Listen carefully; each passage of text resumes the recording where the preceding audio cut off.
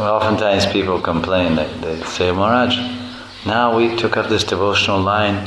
It seems our friends are disappearing. Because then we don't do anything. All we do, we go to their house, and then they serve us some food, and we say, oh, is this onion and garlic? I say, well, yeah, of course. Rajma always has onion and garlic. No, I'm sorry, I don't eat onion and garlic. What? What is it? No, I mean, that's just my personal, I don't eat. What do you mean you don't eat? This is life, this is blood, this is Punjabi.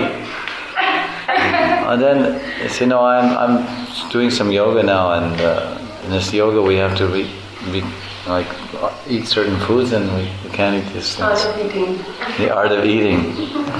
And then people say, well, then they start thinking, I guess I can't invite her over anymore for dinner because she doesn't eat our food and she's become something special now. And like this, one by one, you start to rise above the illusion and everybody that supports it. Because the environment is full of objects and people. And when the objects are disconnected from Krishna and the people are disconnected from Krishna, they are sources of illusion. And even an insentient object can be a source of illusion. It's just connected from Krishna. So people and objects, they all have connection with Krishna. They all have a relationship with Krishna.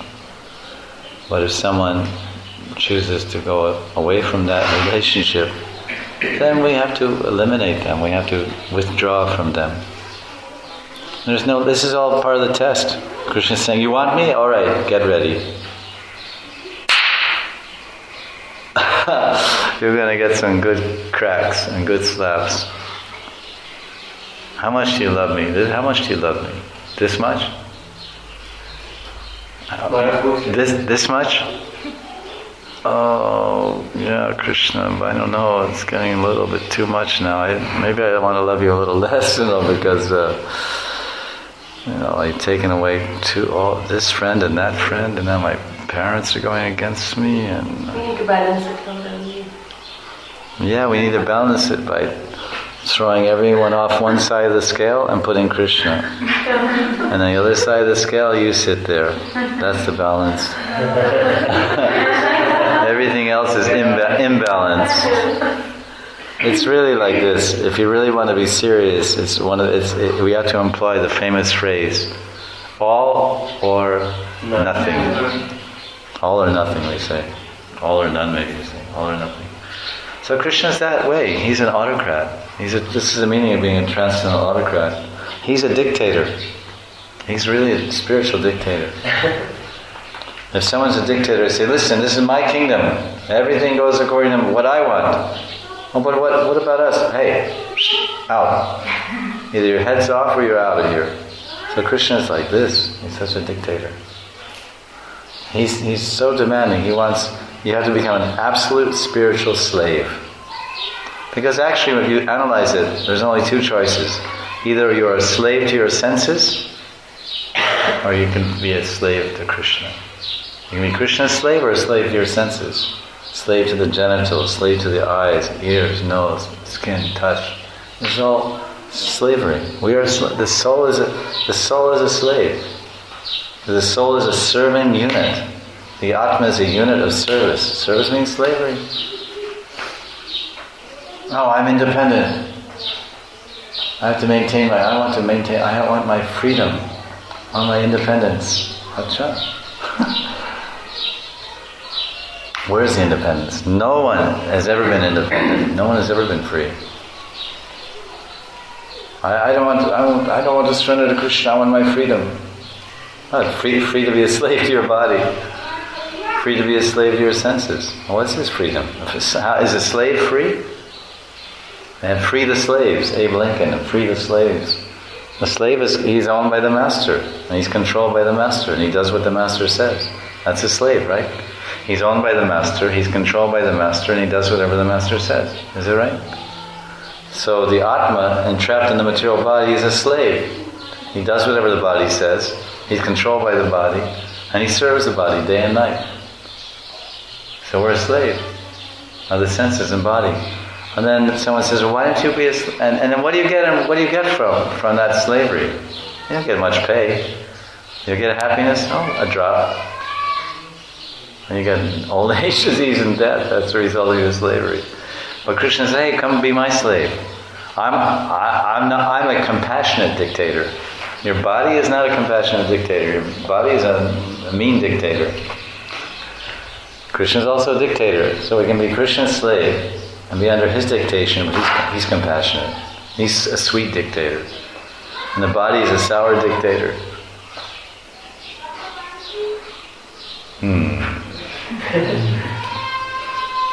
Is it right?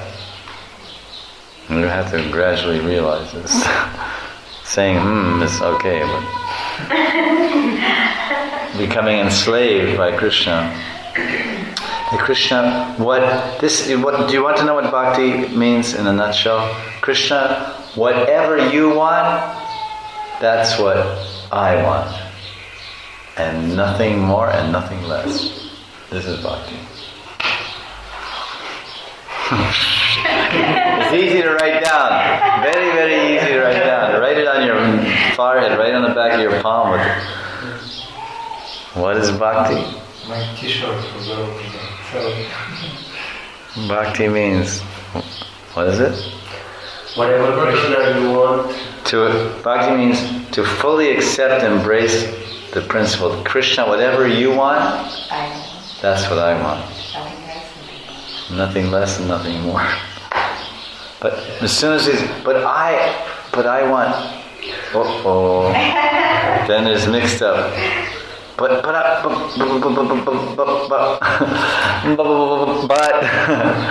I Krishna just can I have a little? No, tone. Because he's a dictator. The slave says, oh master, can I have just one day off? No. This is frightening proposal.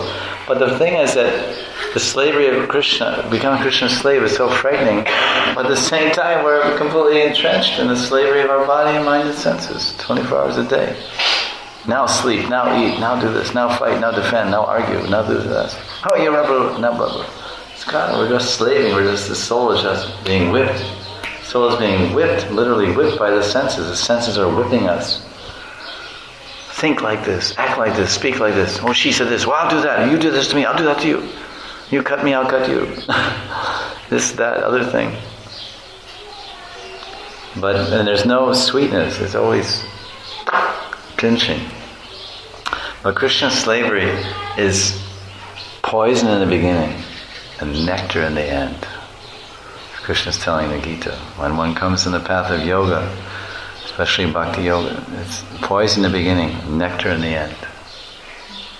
Ashlishyava paratam panashtamam adarshanam mamatam korotu va yata tata va vidadantu lampato mad prana natasu sa eva naparaha.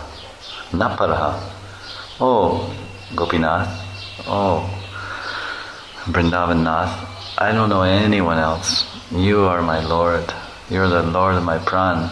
Mat prananatas, not mat prananath. You're my prananath. Tusa eva naparaha. Aparaha, naparaha. Aparayam. There's nobody else. And as I move closer to you, as I get to know you, I find out that you are actually very, very sweet and compassionate dictator. One of the best. One of the best dictators I've ever met. Because you're not an autocrat, you're a transcendental autocrat. And that's the difference between you and every other dictator in this world, including my body and senses. So we have to become attracted to Krishna. And that attraction will come by hearing about him. Hearing about his Nam, Rupa, Guna, Lila. Chanting his name, hearing about him. Hearing about his Mahima and glories. As we become more and more attracted, then we become more and more attached. Attachment grows by association. The more you associate with someone, the more you become attached. When you first got married, you weren't that attached to your husband. But now it's impossible to get detached. You're cemented together like araldite. You're stuck on each other. At least, hopefully. So Krishna is like that. You have to Just like guru or anything, the more you associate with someone, if there's some attraction, which means liking, it's called rag and dvesh. If there's some rag, some attraction, some liking, and you continue to associate with that object of liking or rag, then becomes rati, becomes asakti, becomes attachment. So if you like the guru, you have some rag for the guru, and then you associate more and more, then you become attached. Right? And that's the same. But with guru, you can see and interact, and it seems more tangible. So the guru takes the principle of attraction and attachment, and he dovetails it. He folds the dovetailing. He takes the principle of attraction and attachment, and he redirects the principle of material attraction and material attachment. He directs it. First, you become attracted and attached to Guru, then he deflects that and brings your attraction and attachment to Krishna. Because he's transparent. He's a transparent medium. So because Krishna comes as Guru, to what? To attract you by the sound vibration. Not the physical attraction. Gurus may be ugly or fat, thin, tall, anything. But by sound vibration, he attracts the consciousness. He attracts the heart. And then you serve his vapu, the Guru's vapu, and you serve his words, then increase, and that means you're associating. When you associate with the Guru's words and the Guru's body, then you develop your attachment. And then that attachment goes to Krishna, because attraction to Guru and attachment to Guru they actually transform into attraction and attachment to Krishna. They're actually non-different. If the Guru is Guru, if he's transparent, if he collects the attraction and attachment and keeps it for himself, or he gloats over it, or he relishes it, or he enjoys it, the audience or the popularity, then he becomes a block. Then he doesn't help anyone. No one gets helped. And by associating with such a guru, one's attraction and attachment for Krishna does not develop, does not arise, does not increase. This is a very appealing prospect. That God is a person and I'm a person. We have personal relationship and personal dealings. And there's no cheating there and no exploitation there. It's very attractive. You read Krishna book. I remember I read the Krishna book first time in 1974. And I thought, what a world this place is, Vrindavan. And because I was more attracted to this side of things. I read about Mathura and Dwarka Lila in the same book. I had seen all the big palaces and all the demons and fighting and this and that. And I didn't so much attracted to that. But when I read about Krishna's Lila, the cowherd boys, and swimming in the Yamuna, and imitating the frogs, and dancing with the gopis, and the monkeys, and stealing yogurt, and all these cute little antics, I was captivated. So this is really because I heard about heaven, and I heard about some idea about the spiritual world, and I grew up as a Catholic, Roman Catholic. And there's some place called heaven, and God lives there, and good people can go there. So I should be a good people. I'm not a bad people. But I didn't know much about the particulars of the place. I didn't know, wasn't much product description there. And I didn't have any. I thought, didn't really tell me anything about what do I do there. Even if I go there, it's a very vague idea of what I would do there. I would float. I had different ideas as I grew up. Sometimes I thought, I'll go there and everyone gets one cloud. Everyone gets one cloud, Meg, and you lie in that cloud and you just float around. You just float around in the spiritual world. And sometimes you look up and you see God and whatever he looks like, I don't know. But then you just float around and it's kind of like sleeping and feeling happy and sleeping and no cares. And that was one idea I had about heaven. And then the other idea I thought is that that when if you go to heaven, then they give you one harp. Harp is like what do you call it? Like a vina or something like that. It's a musical instrument called a harp. It has strings on it. So when you get there, they give you when you go there, they give you one set of wings. When you get a set of wings, and a spiritual body, a set of wings, and you get one harp, and you just fly around, ding, ding, ding, ding, ding, ding. And the God is there. He's on a big chair. He's sitting on like a big throne or asan, and everyone just flies around, and it goes ding, ding, ding, and he's smiling, and everyone's smiling, and it's like a nice place.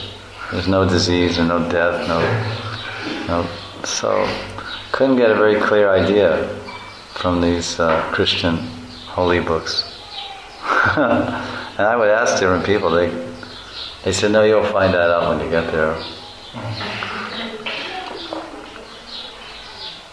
But I want to be there now.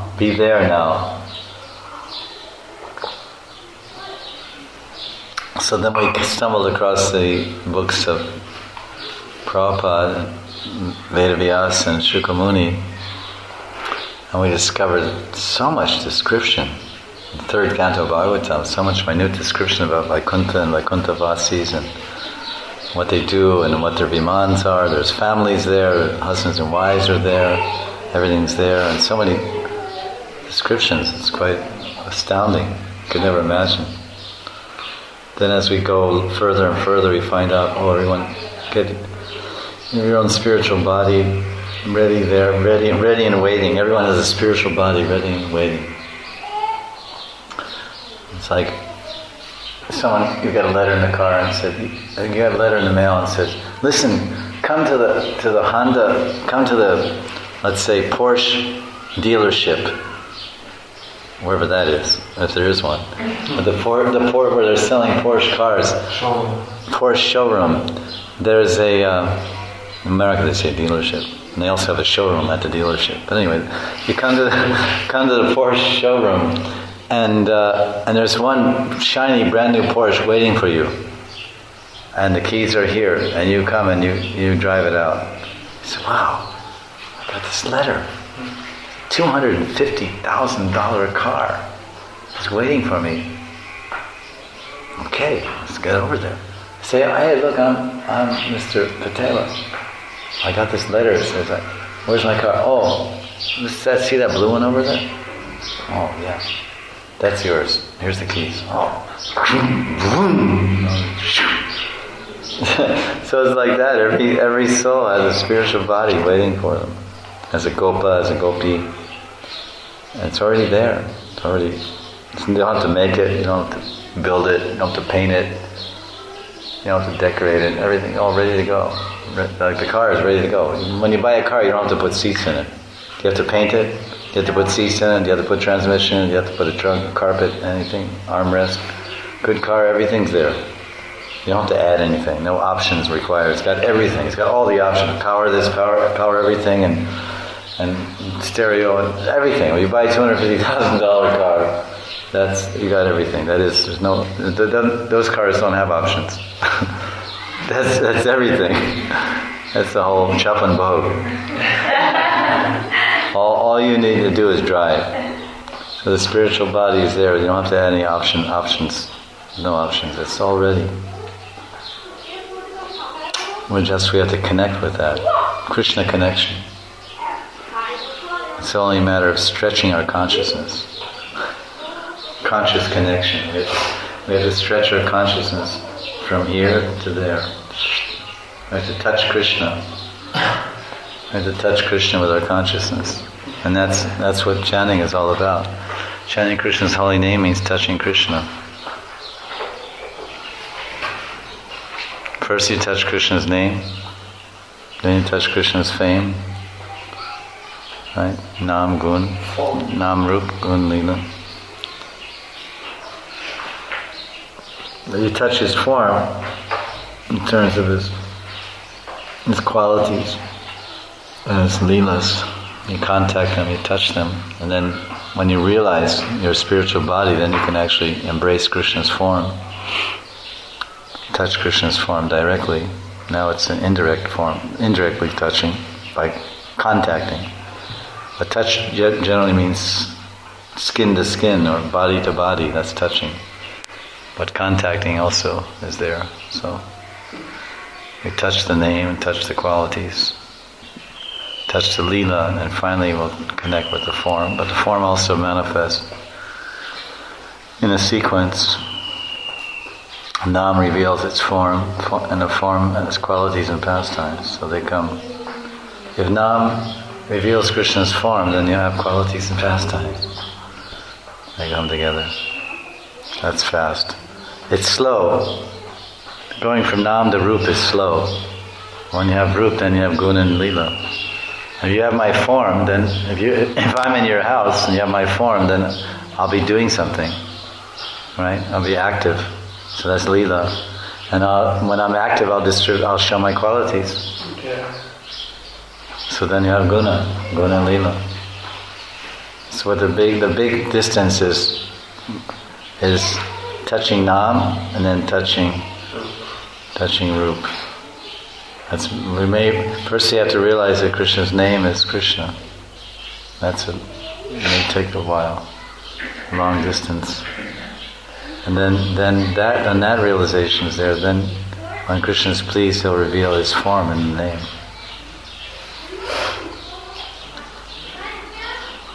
And some taste is there. Something that has form may have taste or may not have taste. This marble has form, but it doesn't have taste. There's no ras. With no ras, it is no taste. But Krishna's form, he's Rasaraj. Krishna's form is full of ras. So when you contact Krishna's form, then you get taste. Right? So you're chanting the holy name, and the holy name reveals Krishna's form. And when you're contacting Krishna's form and the holy name, then you're tasting. Nam ras. So the form of Krishna is full of taste. And that taste is very satisfying. And the devotees, when they taste the form of Krishna's name, then they want to keep tasting more and more. And everything else becomes detasteful. Everything else becomes detasteful. You got that? Detasteful or detestful? Detestful. Detasteful means we don't want to test it. Detestful means we don't want to test it and we don't want to taste it. Materialistic people, materialistic activities, materialistic music, materialistic books, TV, radio. And everyone thinks we have gone crazy. And that's great. Let them think that way. Let them label us that way. Because if they think that way and they label us that way, then what will they do? They will avoid us. Because you are crazy. And if I associate with you, I may become crazy too. So watch out.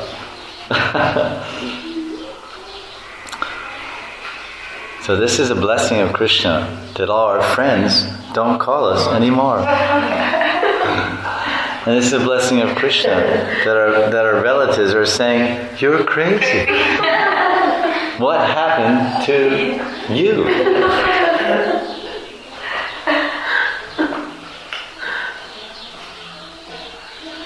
And then they all withdraw from the environment. Where are all my friends? No one's calling me. Even my mother doesn't call me as she used to. So my daughter's gone a little crazy. I'm going to call my other daughter. She's normal.